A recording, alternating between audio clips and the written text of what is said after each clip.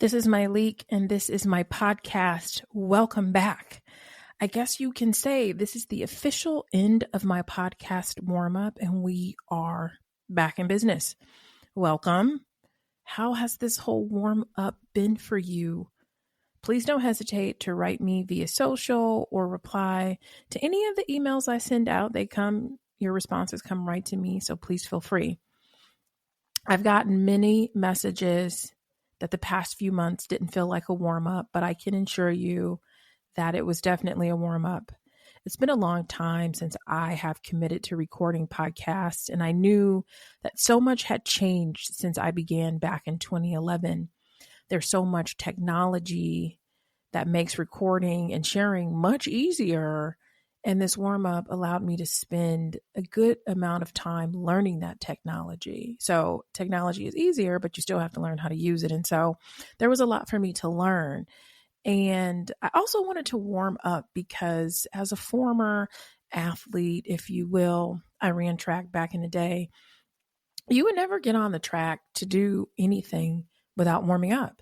And so for anybody who is considering doing anything and feeling like you just have to start cold and that you can't get any time to warm up, be it in a new position, you're just starting on YouTube, you're getting on social, you can warm up. And whether you announce that or not, maybe you choose to, maybe you don't, you have time, you can do that. And so I wanted to warm up and try to find my zone.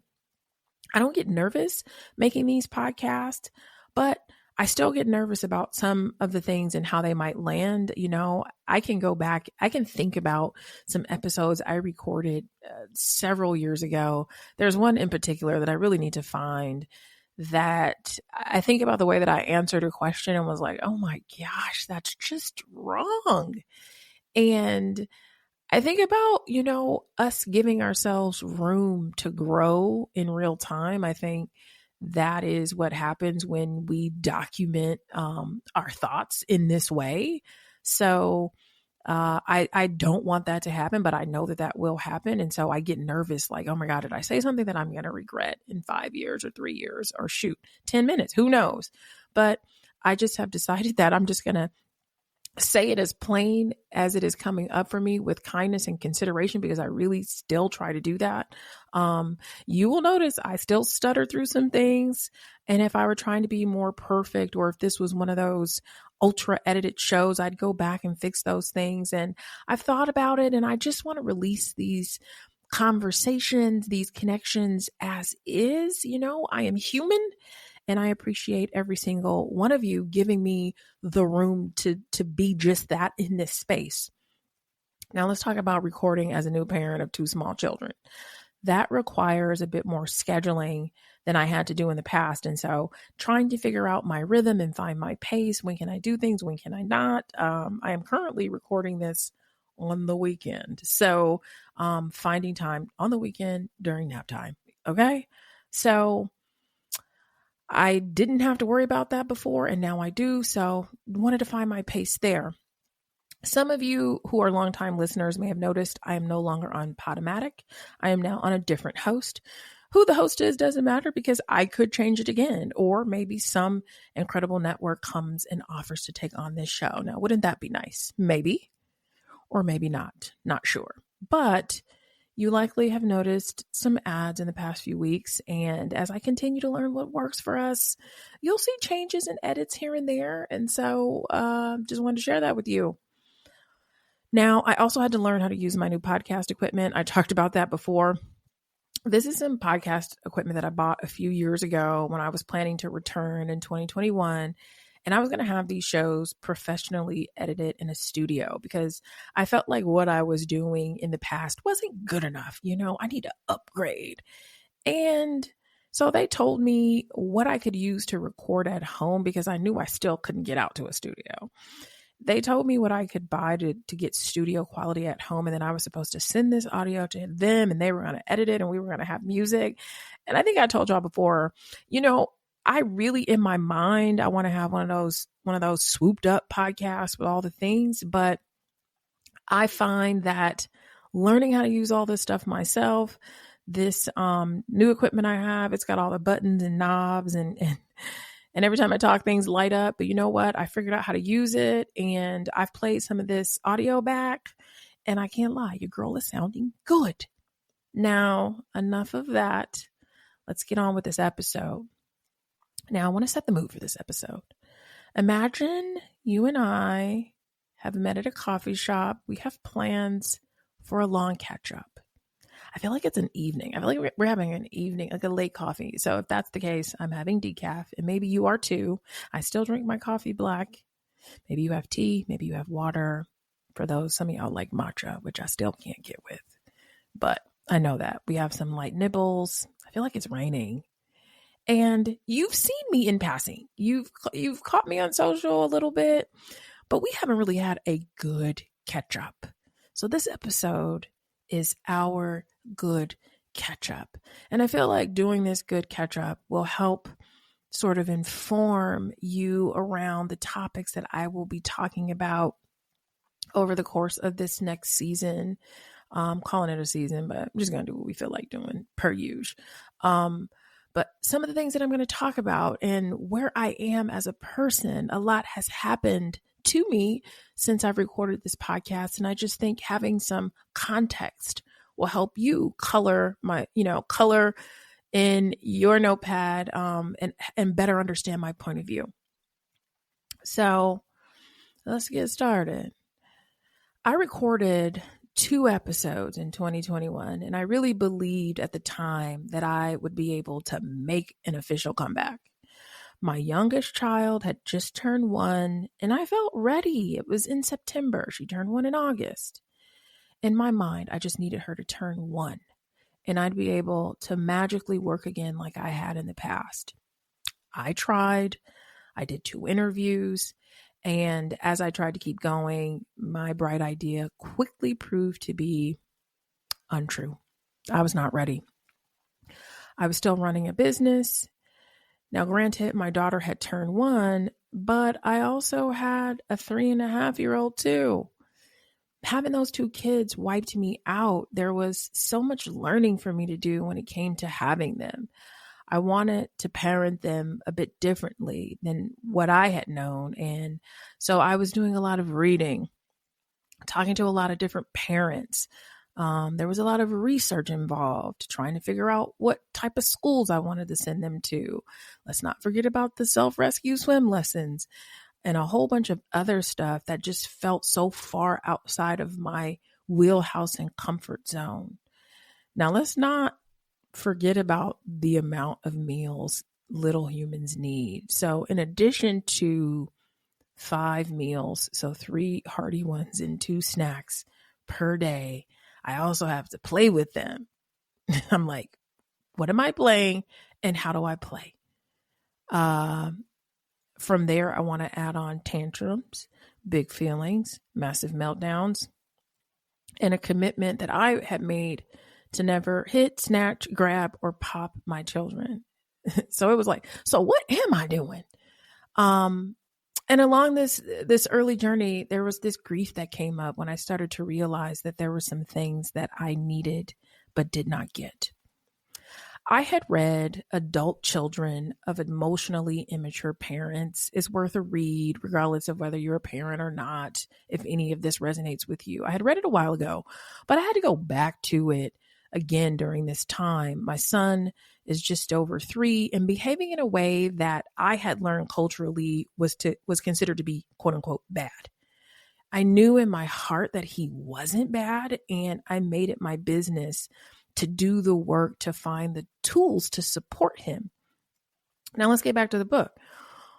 What I started to realize in this early journey of parenting a toddler with big feelings was that while my basic needs were met, food, shelter, safety, those types of things, I can't say that my emotional needs were. The way I noticed this was how difficult it was to deal with the strong emotions of my own child. And according to the book, that's one of the signs that you might have had an emotionally immature parent. You know, they say some people who are emotionally immature are perfectly fine expressing their own emotions. And there are some people who shut down their emotions completely. However, one of the signs is that when faced with a child's disappointment, that sadness, that anger, that parent cannot handle it. And that parent is so preoccupied with their own feelings, their own situation, that they have a hard time dealing with their child. And when the child is actively approaching them for emotional comfort, they either pull away or they're angry with their child for having feelings. I was there. So this is just, I felt that myself in those early days. And having had emotionally immature parents, I had some serious work to do. And I'm grateful for the awareness and the resources and access to professionals during this time. And so there is another book that I really enjoyed called Running on Empty, Overcoming Your Childhood Emotional Neglect by Janice Webb, PhD. And a quote that I have written down that says, "Do unto your child as you wish your parents had done unto you." That was my work. That is my work. And I could spend 15 episodes talking about this personal work that I am committed to for the sake of being a better parent to my children. But the coffee shop is closing in a few hours, and I've got so much more to tell you. So since having my first child almost 6 years ago, can you believe it's been that long? I have been grappling with my identity. Having two children back to back while running a business with too much going on was difficult. As my life took on these new shapes, adapting to this new life seemed like it was never going to happen. I kept wondering, when am I going to like the person it feels like I've become? As someone with a pretty strong sense of self, having your identity completely hijacked by motherhood felt jarring and diluted some of the other identities I felt so strongly about, like entrepreneur. I am avid reader, partner, friend, faux chef, and sommelier. Not real sommelier, also faux sommelier. There were periods of time over the last few years that I resisted motherhood. And when I look back, I can pinpoint most of my hardest moments as times I was resisting it. I wanted to be a mother and be the person I was before. I wanted to be a mother and have the desire to work the way I used to. I wanted to be a mother, but not look like one. I wanted to be a mother, but not act like one. And then one day it hit me. What would my life look like if I could stop sporadically resisting motherhood? I want to share something that was beautiful and helped me. It's a snippet of a beautifully written piece by, I believe the way you say it is Stacia Brown. It was written in 2013 and it's called Resisting Motherhood. And she says, "I am still me underneath, but motherhood cannot be peeled away. It wraps around, becomes a top-lying dermis, and over time, we are meant to forget its artifice. At times, the urge to lift it away from the skin begins to pressurize. There is too little air. There are too few opportunities for new breath. Here's the truth that helps, that slices through this whale skin and lets in a slip of light. Children are not so life-changing. They are like many other things and persons adults acquire and decide they cannot live well without. Their needs are not so different. Tenderness and tending. They are complicated bliss. They are blessing and barnacle. And somewhere along this journey, I began to accept my complicated bliss. I have leaned into it. And sometimes that looks like having the appearance of being flaky because one kid went from the flu to the stomach bug to lice. Yes, lice in a week. Some weeks have no days off from this. And sometimes that looks like being a person that has to put a but where the period used to go. I can do it, but I need to leave by X time to pick up the kids. Yes, I'll be there, but I have to leave a day early for the pre-K graduation. I'm so grateful you considered me for this opportunity, but I won't be able to make it this time. It's my kid's spring break.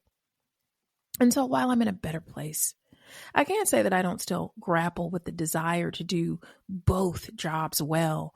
My job as an entrepreneur and my job as a parent, I want to do them both well. Speaking of jobs, I have also spent a good amount of time grappling with the professional portion of my identity. So much of who I was built on this pyramid of what I had accomplished professionally. And let's be real, so had my bills. The more time I spent with my children and in the trenches of motherhood, the less and less interest I had in the not so fun parts of what it means to run a company, which is just about everything, if I'm being honest. Scaling my company up to the place that it was, which is small when you consider big business, but massive when you consider small business, was insane. I wish I had a better word for it, but I don't. It just felt insane. My second pregnancy with my daughter woke me up in a way that I struggle to find words for. I knew that if I was going to have 2 kids within the window that I was having them, I needed to think about 2 daycare bills, 2 car seats, 2 extra seats on a plane, 2 cars when they turn 16 or 18, 2 college tuitions, 2 cell phones, 2 everything, 2 tablets. You know what it is when it comes to these kids. And that forced me to pay even closer attention to my business. Up to this point, everything was humming along beautifully. But I wasn't really tuned into the true comings and goings, that nitty gritty, the granular stuff.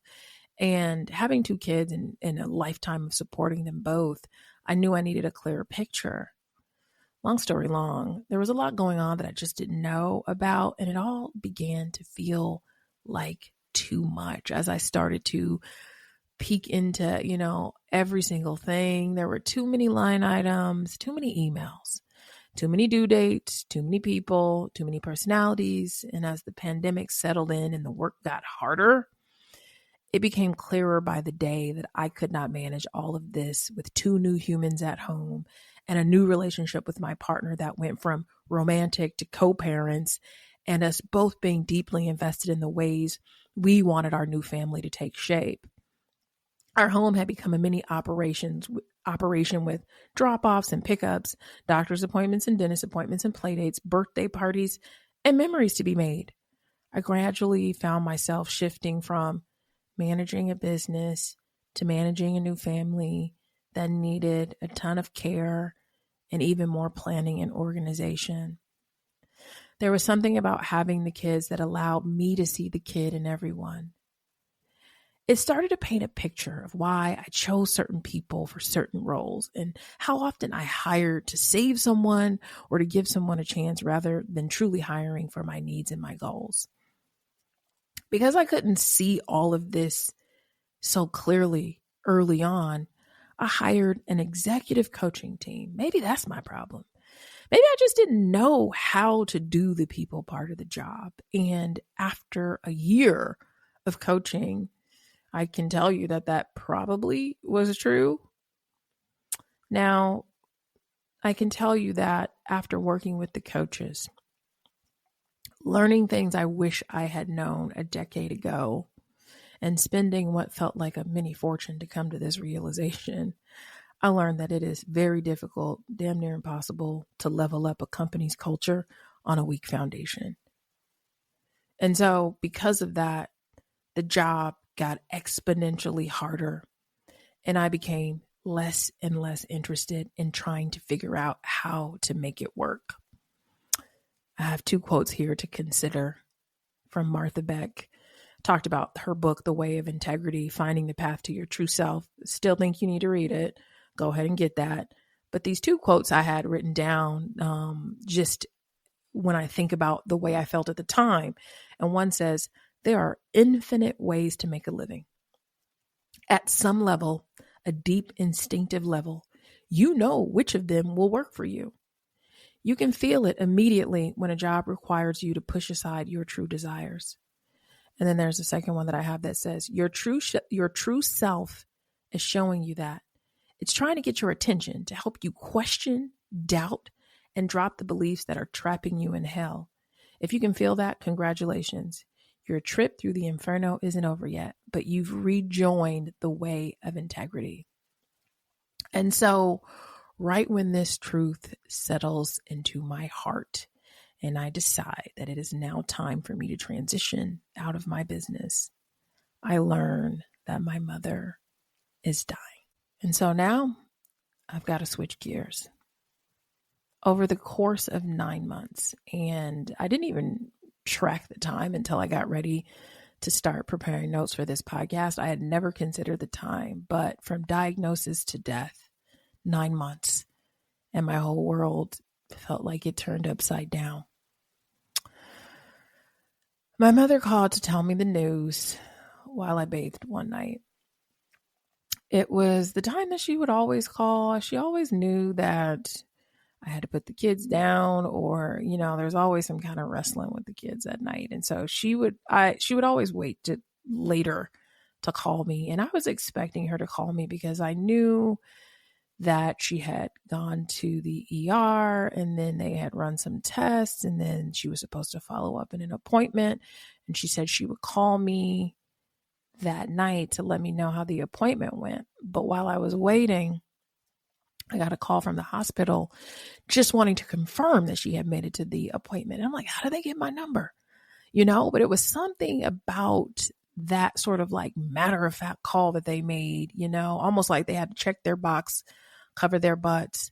That was like, oh, this is not going to be good. And so I waited around and I ran probably the hottest bath I've ever sank in my life. And no sooner than I finished running the water, my mom called. And it was just me and her, quiet bathroom, quiet call. And I will share a snippet from my journal entry that day because I began to really try my best to write down what I was going through and what I was feeling during this time, because I just had a feeling that I wouldn't remember and things would get blurry, because just going into this started to feel like the Twilight Zone, like blackout mode for real. So journal entry from that day reads, the last few weeks have been slightly numbing. My mother was complaining about not being able to keep food down, acid reflux. I think I have GERD, is what she said. But when she said it, I knew she didn't. I didn't know what she had, but it felt like when she was telling me, she was trying to convince me to go in a safer direction mentally. And I was concerned, because we had been talking, it's the end of the summer, and she just wasn't in great spirits, but was not feeling great. And so she had told me that, as we were talking, that her doctor had made an appointment for an endoscopy, but they couldn't see her until October. And then they couldn't see her until September 16th when she tried to get the appointment moved up. And so she finally just decided to pack a bag and go to the ER, which I had begged her to do. And, as she's in the hospital from that ER trip, we're going back and forth, we're texting, we're FaceTiming, and we're talking about the CAT scans and biopsies and whatever else. And then I have this evening, she called. And in quotes, I have what she said. I talked to the doctor. It's not good. There's a mass. It is cancer. Just like that. Flat. She says she isn't going to let this take her out. She says something about chemo and radiation, but doesn't know what day she even starts. She says she's having a glass of wine. I'm numb. I knew this day would eventually come, and now this day is here. And so now I try my best each day to make a plan and follow it. What I learned pretty quickly is that it's difficult AF to manage a plan when death is looming. Because it is my nature, I spent so much time trying to understand what is happening? What is going to happen? What will this feel like? I went between being absolutely terrified some days and like a soldier for my mother on other days. And I will say that on the days that it's really important for me to share how afraid I was, because I think, this is not new. I am not the first person to have this experience, and I certainly won't be the last. And from the DMs that I get on Instagram, just like almost at least weekly, people letting me know that they are in the space of anticipatory grief, or that they are experiencing some of the things that I experienced, like the amount of fear that I had. And it was suffocating at times. And then, on some days I would just not be afraid. Like, all right, I got to do this. I'm flying out. I'm going to see my mom, going to the hospital, talking to the doctor, doing what I got to do. And so I'll share some of the resources that got me through this time. Maybe you'll need them one day. But first and foremost, my therapist. And it wasn't because she said anything in particular. Actually, it was, because I even write that in this episode. But I think it was just her presence. She was there. And I'll never forget the urge I had to email her when I got this news. I have only ever messaged her in moments that I felt were urgent. And when I look back over the time, over a decade she and I have been together, there was only one other time that I have she hopped on, she wrote me back, and we talked it through, and she says, "You know where to find me." And I'll never forget that, because at a time where I felt like someone had just pushed me out of an airplane with no parachute, I felt like she just, "You know where to find me," was just like a parachute for me to tuck in my back pocket. Like, should you need me to help you through this, I got you. And it was also helpful because we had this long relationship where I had shared dang near everything about my mom over the decade with her. And so having someone that I could talk to that really knew the relationship was helpful. Another resource was Dr. B.J. Miller. He became the death doctor for me. He's got TED Talks, interviews with Oprah, New York Times. He's been on a million podcasts, and he's got a wonderful book titled A Beginner's Guide to the End, Practical Advice for Living Life and Facing Death. And Dr. Miller's work helped me make sense of something we will all experience, but not take very much time to learn about or prepare for. And so I feel like the moment you make a will or a trust or get a life insurance policy, you need to make sure you read this book front to back. Do it before then. But this is a companion to making sure you understand what it means to die, because most people don't die suddenly. I think in his book, he says that 80% of deaths happen the way that I experienced with my mom. Most people will know, most of us will know when our day is coming. We may not know the exact date. Sometimes we'll know months ahead, other times years, sometimes days, but most of us will have an idea of when we are going to die or when someone in our life is going to die. Another resource was Anderson Cooper, Mr. CNN. Anderson does some of the most beautiful and thorough grief work out there. He's got a podcast called All There Is, and he even wrote a book with his mother, Gloria Vanderbilt, several years ago called The Rainbow Comes and Goes that I read. And I have a little quote from Anderson. He says, "Loss and grief are among the most universal of human experiences, and yet we don't talk about them nearly enough. All of us will lose people we love, and yet when you're the one grieving, it often feels like you're alone. At least it has for me. I don't want to feel that way anymore." And so back to the catch up. my mom died. She died between 10 to 15 hours after I sat and had talked with her for hours. I listed everything that I'd done for her. I was with her and I was like, Mom, I did this. She listened. I asked her if I missed anything. Is there anything else you need me to do? She said no. She asked what time my flight was the next morning, and I told her it was early. I was planning on getting back home early afternoon to do Father's Day with the kids. But after I left my mom that day, I changed my flight. I just couldn't get on the plane. I planned to go back and meet her in the morning for coffee, and I didn't tell her. I was like, you know what? I'm just going to go back. 2 minutes before my flight would have taken off, and a few hours before I planned to go back and meet her, I got the call that she had died. The flight home was hell. I sobbed the entire 4-hour and 15-minute flight. Sobbing. I came home and could not open an email.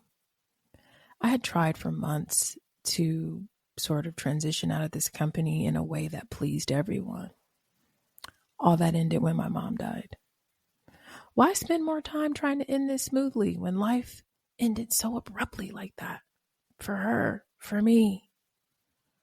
Life can be so abrupt. And so I took that cue from my mom's abrupt exit and I ended it all. It was scary and liberating. My identity became less important and living in integrity became my North Star. How I feel is always going to override what my life looks like or how it compares to others. The idea of social conformity ended, and I replanted myself into the universe on a quest to find my true self again. And so, over the next season of the podcast, we're going to untangle some of this. I want to share all of the things I've had to rethink over the last several years. We'll talk to some of my friends. We'll catch up with some experts. We'll have some fun answering your questions because it's always nice to hear from you. Remember, I always say my way is a way. It is not the way. And when I said, and who am I to offer advice? No one. Do I feel worthy of sharing my point of view? Absolutely. And so I look forward to meeting you on Tuesdays or whenever you have time to listen. I hope that you'll tag me on IG or Threads or Twitter with thoughts and reflections. I hope you'll drop a note in my inbox. My email is hey@mytaughtyou.com with questions you'd like for me to tackle. And of course, I have to remind you, upgrade your inbox by signing up for my weekly newsletter. It is all of the things. Until next time, thank you all.